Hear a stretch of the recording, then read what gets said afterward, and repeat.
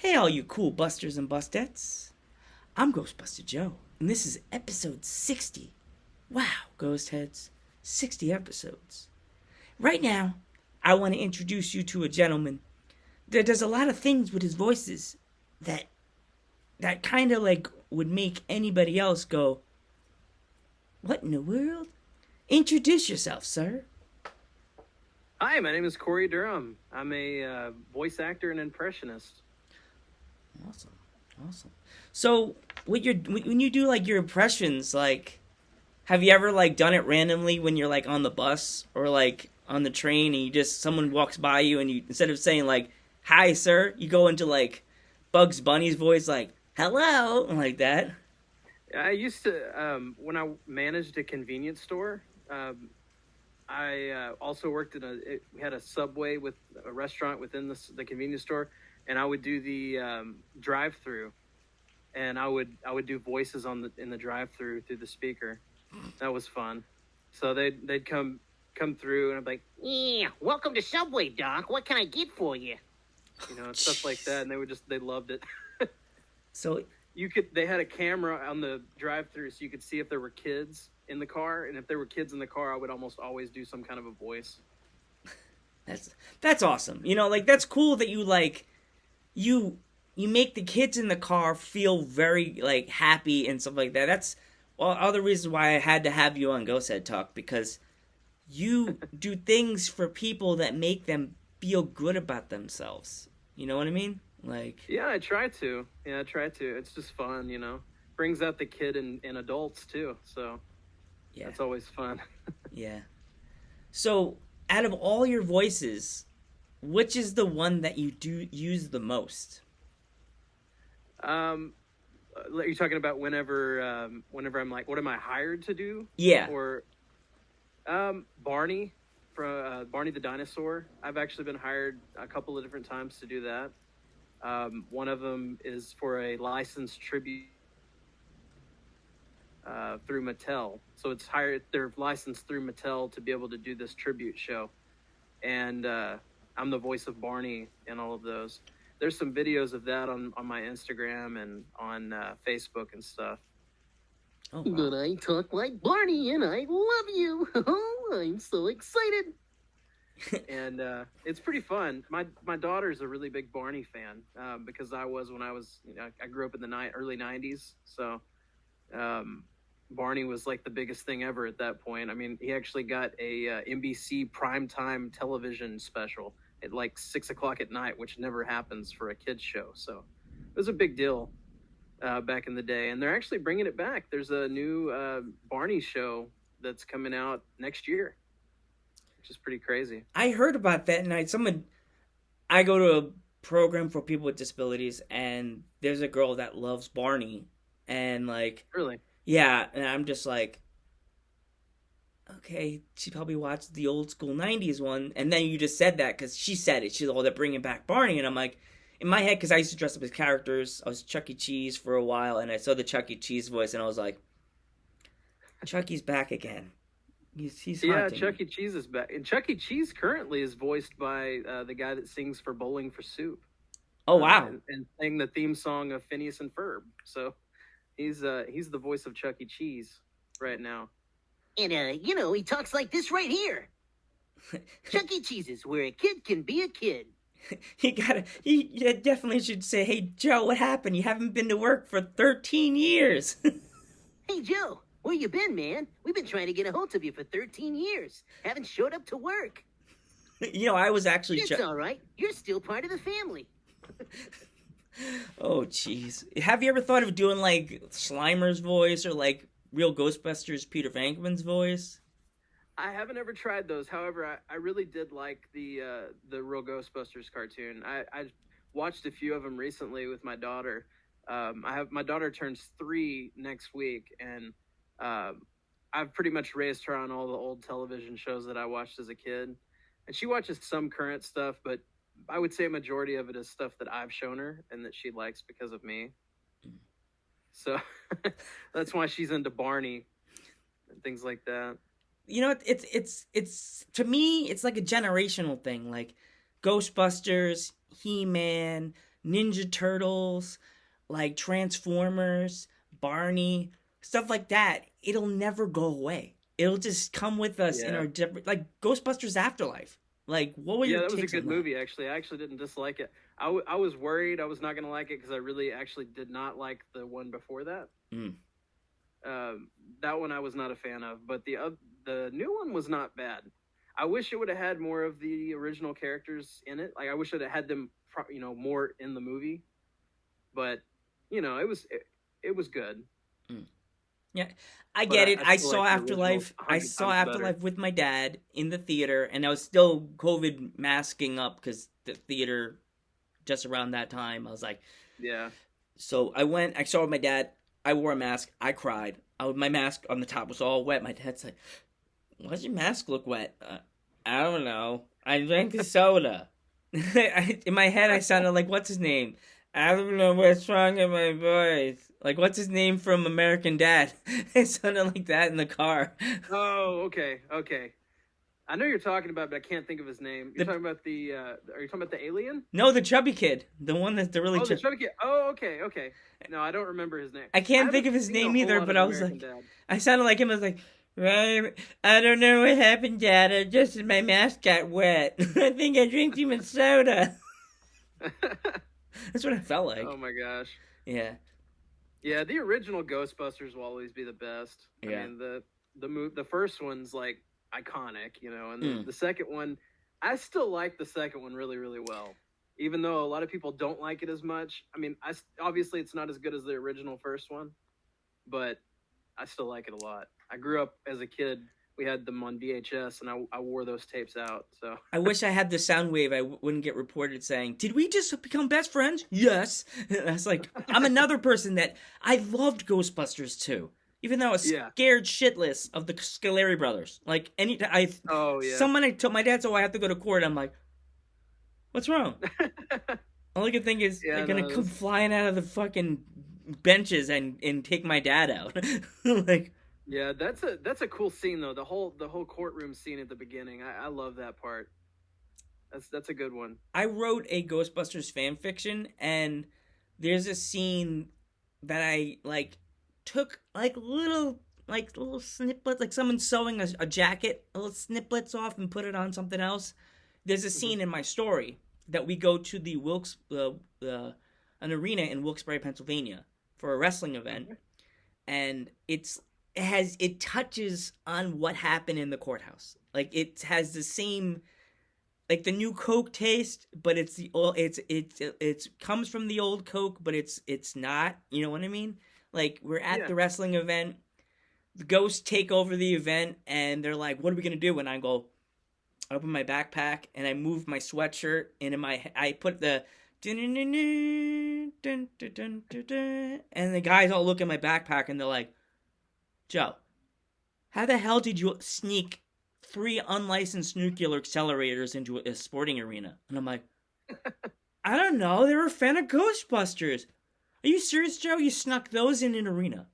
You could have snuck us beers, and you snuck a proton pack. And I'm like, I don't know. I just thought it was kind of cool. And that whole scene, my PKE meter's in the backpack, and it was going because the arms can't go up because it's in the front of the backpack. So it was going. The lights are going off, and my friend's like, "What is that?" And I'm like, "It's my cell phone." "No, Joe, that's not a cell phone. Your pocket's lighting up." No, it's nothing. It's nothing. And I'm totally lying to my friends the whole time. I'm lying to my friends in the scene, and then that's when they go, "You could have told us you had this in your bag." I'm like, I didn't think I was gonna get through security at first, but they were like, "Oh, cool," and I was like, "Nothing. That's cool." They said my backpack was cool, so I was lying to my friends in the scene the whole time that I had a proton pack in my bag. I have to find a way. I have to send a file to you so you can read part 1 and part 2. They're pretty good. That would be cool. And yeah, if I were making it like an audiobook, you could definitely probably do my character's voice, like, "Hey man, it's cool, man." You have to Yeah, do that would like be cool. you have to do my voice. You would have to mix my voice between Morty and like a, I don't know, like Cheech Marin. Like it's okay, man. Don't worry, guys. Let me see. It's okay, man. Don't worry. something like that. Yeah, like that. It's okay, guys. We're good. It's okay, guys. It's I okay, gotcha. guys. It's good. They let us in.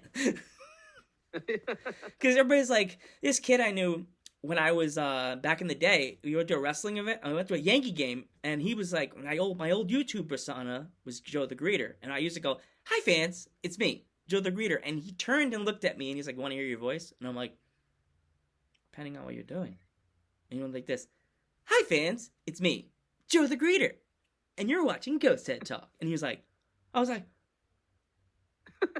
dude, I'm It scared. sounded just like you. Yeah, I'm like, I'm scared and That's I'm cool. embarrassed, and I think I soiled myself because I got scared. I slimed myself.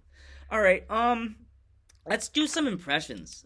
What? Okay. Okay, let's do Rick forgetting his pin code and he's trying to get Morty to go into his email. Hey, Morty. I hate to say this, man, but I can't figure out what my code is. Like, how do I get into this? Geez, Rick, I don't know. I don't have any idea. You're supposed to be the smart one. You know, I am the smart one. It's not my fault. It's your freaking dad's fault. He locked it out.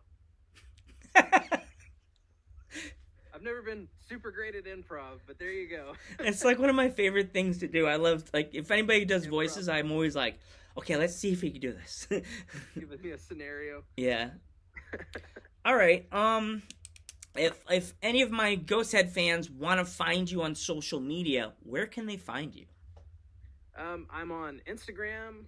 I'm on TikTok. I'm on YouTube. All of those. It's Korey Durham Voices. So it's and I have a link tree as well. I can send it to you if you want. Okay. It has all of that in it. But on Facebook, for some reason, it's set up as Korey Durham Voice Actor. So it's totally different from the rest of them. I may have to try to figure out how to switch that. But at this point, I've promoted it on Facebook as that, and so many posts and different things and people sharing things probably would be counterproductive. But yeah, Korey Durham Voices is what you can search on most platforms, and you'll find me. If there is anybody out there, like a young boy or girl, that wanted to go into what you're doing, what kind of advice would you give them? I would say you need to really practice at what you're doing. You need to learn to one of the ways you can really practice that really works, I think, is because a lot of voice acting is going to be, at least especially starting out, is going to be commercials, and it's going to be reading for like narrating things, or you can get into audiobooks or things like that. You can really just if you want to get into audiobooks, there's a great website called ACX, which is like you can narrate or read audiobooks for that'll be shown on Audible. And that's relatively easy to get into. And practice, just pull out a book and just read like 2 or 3 pages, record that and use that as your demo. And that's really easy. Commercials, though, I mean, you can really just you can go online, and I forget the website, but there's websites where you can literally just pull up scripts for commercials that are already existing, and you can just read those, and you kind of get, you want to if you're wanting to kind of like put together a demo, you want to do that. That's what you want to do, because whenever clients want to be able to get them to hire you, you have to have something like a sample, a demo reel to say, here's what I can do. And then that's when they'll go, okay, yeah, that'll fit for what we're doing. Or they'll, find somebody else if it doesn't match what they're doing. But I mean, you would be surprised especially with commercials. Used to, back when I was a kid and prior to that, it was great big voices like this, and a different character. It was like the traditional radio voice is what they wanted for commercials. That's not really the case anymore. Now, if you listen to commercials on television, it's like a normal sounding voice. It's not. It's just people talking in their normal voice, and so it's not. They want that. I think a lot of businesses kind of see it as we want to connect to the normal person, not look like we're a big production kind of thing. And that's kind of what's the thing right now for voiceover work. Of course, the the fun work is going to be like, you know, cartoon shows and animation and stuff like that, which is what I want to do. You know, it's what I try to do the most of. But definitely commercials are what you do to pay the bills. Yeah, that's like the most important thing. You're having fun with it, because as a kid you had to have been like that kid that would watch Saturday morning cartoons and you tried to do the impression of the voice, and sometimes it came out right, sometimes you were like, mom's like, it didn't really flow. I'm still that kid, man. I just any show that comes on that I get to like really like, I'm already trying. I'm like, hey, that voice is similar to this other voice, and maybe I can make it sound like that. And it's always like an experiment. I always mess around with voices and try to learn them. You know, Rick and Morty. I started watching Rick and Morty about a year and a half, 2 years ago. It had already been on for a while. My brother showed it to me. He was like, "Man, you got to watch this show. You're gonna love it." And he was pitched it to me because he was like, "You're gonna love it because the premise of it is similar to Back to the Future, and Back to the Future is one of my favorite movies of all time." So I was like, "I gotta watch it then." You know, and of course it's a lot different, but it is real similar in a lot of ways. So yeah, I'm always trying to learn how to do a new voice. There's a handful that I'm working on now that I haven't haven't gotten down perfectly, so I haven't put them out yet. But it's something I think that I was, you know, real early on as a kid, I picked up that, like, I was like, this is something I really enjoy. And then over the last year and a half, 2 years, well, probably more like the last 5 years, everybody in my family has been pushing me, like, you need to do this, do something with this. And I was like, okay, well, maybe I should. And then I get a notification on my phone at Christmas time, and it was almost like a Christmas gift. It was crazy. Billy West, who is the voice of all of the Futurama characters, and Doug from the old Nickelodeon show Doug, and Ren and Stimpy. He was either Variety or Vanity Fair. I need to look that up because I never remember. But it was him reviewing people doing impressions of his characters. And he found a video of me from like 15 years ago when I was a teenager doing Doug. And I was featured in the video, my picture's in the thumbnail. And I was like, I had no idea. And I all this pops up, and I was like, he's like, man, this is really darn good. You did a good job. And I was like, wow. If the guy that does the voice thinks I'm good at it, maybe I should take take that as a inspiration to do this. And then, all my family's like, we've been telling you this for 5-6 years now. My parents are like, we've told you since you were a kid. And I'm like, yeah, but you guys are entitled to be nice to me in a way. You know? So I was like, you know, and once other people started doing, you know, I heard that, and then, other Bob West, that is the original voice of Barney, I've talked to him back and forth. He was really impressed with my Barney voice, and he was like, sent me some paragraphs of messages of like, here's how you get into voice acting. Here's some tips. If he goes, your Barney voice at this point, this is like 4, 5, 6 months ago. He was like, this is your Barney voice is like 90-something% there. Here's the tips of how I do the voice that would really make it sound exact. And I used those. I was like, I'm not gonna, you know, it's advice. So I was like, yeah, you're right. And then I did those things, and it's like, man, now I can sound almost just like him. So yeah, people, you would realize, like, a lot of people that I wouldn't have thought would have been so easily approachable have been, you know. So that's a good thing. I think so far, most of the people on, especially like Instagram and stuff, that are voice actors, it's a good supportive community. And a lot of times, if you just reach out to them and ask them a question, a lot of them will answer you. So, and a lot of them are eager to help somebody that's new. All right. Sorry, that was long. That was a really long-winded answer. It's okay. We're about to go off. If you want to close out the show today, you just have to say, just have a good night, everybody. I'm Ghostbuster Joe. And I'm a Korey Durham. That's all, folks. Good night, everybody.